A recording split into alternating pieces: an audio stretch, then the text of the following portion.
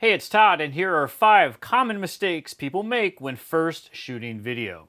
Now, everyone makes mistakes, but these are the most common mistakes that I see people make when they are just starting out. So try to avoid these, and you will be ahead of the game. First off, headroom. Headroom is the space between your subject and the top of the frame. I usually see too much or too little. Too much space distracts from your subject. Too little can feel odd as you're cutting off their forehead. You generally want to have just a bit of space over top of the head of your subject. Next, white balance. White balance is a setting in your camera you adjust to keep your whites white. In videos that are slightly orange or slightly blue are a common mistake caused by an improper white balance. Understand that different light sources have different colors. Sunlight or daylight is more blue, whereas your average tungsten light bulb is more orange. And fluorescent light bulbs, well, they give off a green hue.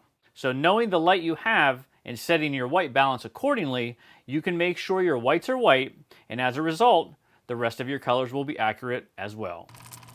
Next, frame rate. Frame rate is the number of image frames you take every second. If your footage looks too video-like or not like a movie, this could be caused by your frame rate. Video cameras and phones shoot at 30 frames per second and have that video look. Movies are traditionally shot at 24 frames per second. So, to get that cinematic movie look, start by shooting 24 frames per second. Next up, shutter speed.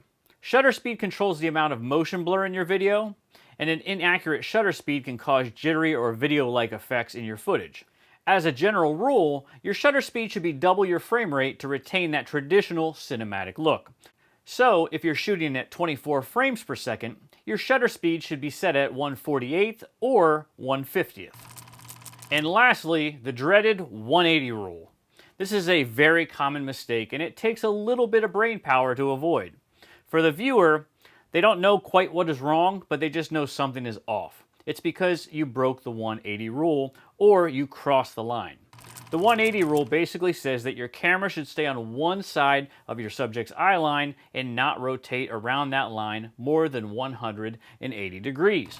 That way, your subject on the left looking right will always be looking right, and your subject on the right looking left is always looking left. This helps the audience to follow the action better. If you break the 180, most commonly your subjects will appear to not be looking at one another. This one is a tough one to master, and it gets more complicated when you add more subjects. But if you just remember to keep the camera on one side of your subject's eye line, you should be able to avoid breaking the 180. So there you have it, 5 common video mistakes that most people make. Now look, I understand that rules are made to be broken, but you should understand and master those rules before you bend them and make some mistakes on purpose.